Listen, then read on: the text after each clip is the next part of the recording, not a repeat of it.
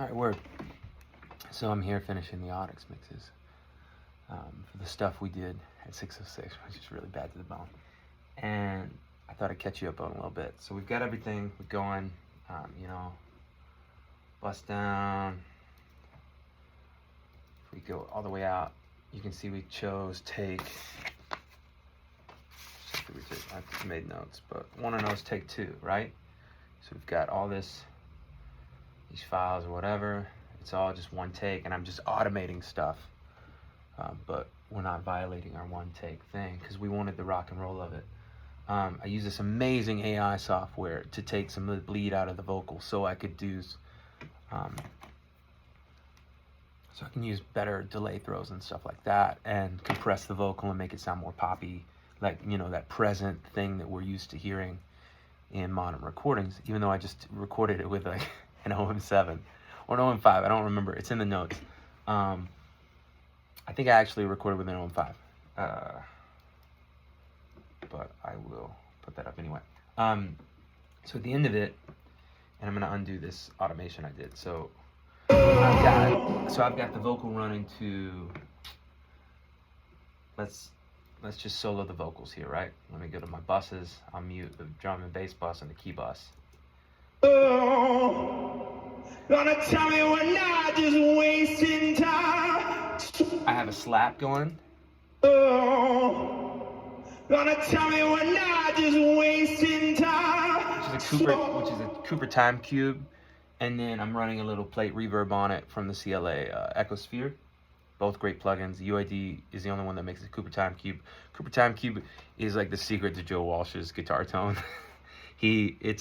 It's a physical delay. It's quite literally a garden hose in a box. It's wicked, but man, it is the whole down.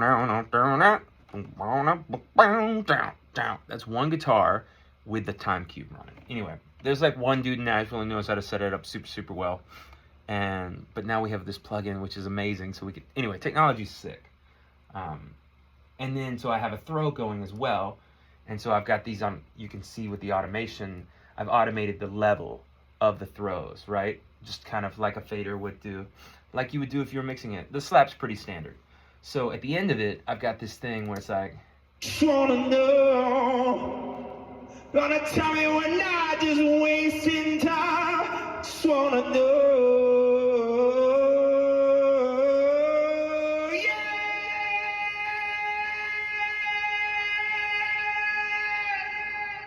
while I'm playing the riff. So like, but anyway, so context on that is just on that riff right here at the end.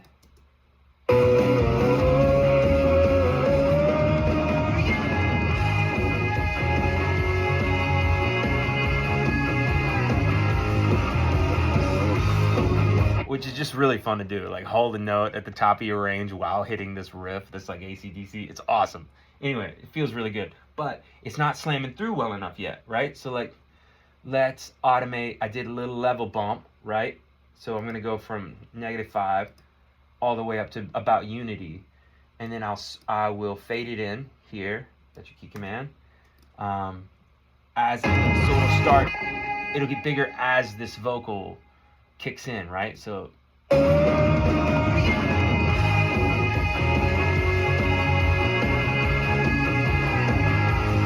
that's about right. But let's go into effect rack, which is what I'm running for the big throw.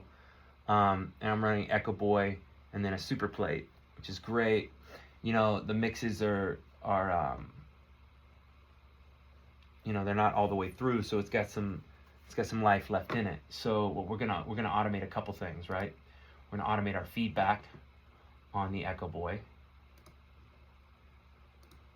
We're also gonna automate the saturation, which is gonna add some grit to it.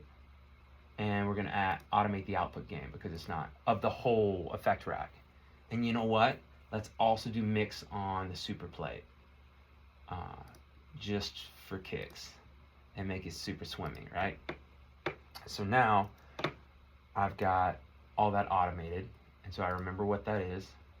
I remember locations. So now we'll go here, you know, Pro Tools.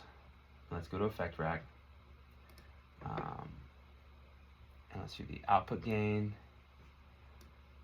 up. Let's go to about unity here. Okay. Do the same type of.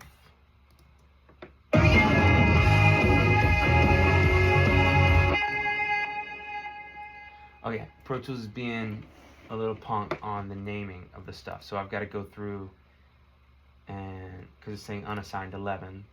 And we know that 11 is probably, oh man, it is glitching pretty hard. See, that's 7,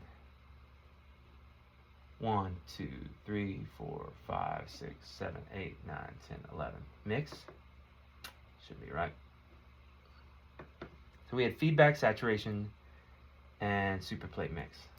And it should be in that order. So feedback, saturation. So this should be feedback.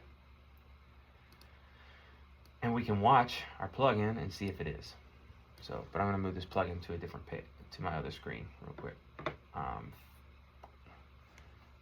I know it's feedback because this feedback's pretty low and this is pretty low. So let's do feedback up. Let's move it up to, yeah, it is feedback. I'm watching the knobs move. Let's actually bump it up to, that's like 10:30 or 11 a.m. on the fader, on the knob. Dang, sorry you can't see the plugin. Let me move the plugin over here.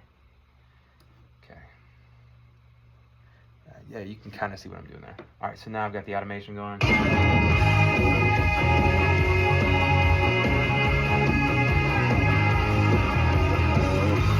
That's actually all it needs. I just wanted it to pop through a little better. Because it just needs a little sauce, you know? When you're screaming like that, your pitch, you can't have vibrato, so your pitch is naturally going to kind of a little, you know? Especially while you're doing all the physical stuff. So that will function as a double and knock it home, knock that pitch home. Look, if you're not going to tune your vocal, which I think if you're a great singer, you shouldn't have to, there are tricks in the mixing process to do that. So you don't have to betray your values to knock a pitch home, like a great delay throw. This is vocals not tuned. I don't tune my vocals on my solo stuff because I don't want people to ever come in and be like, oh, I thought he sang better than that. And it's a good lesson for me because I want to grow. So, but if you're going to be a purist about that, you need to know the other ways to knock that home. So anyway, this is a little nerd corner for you. So hasta luego.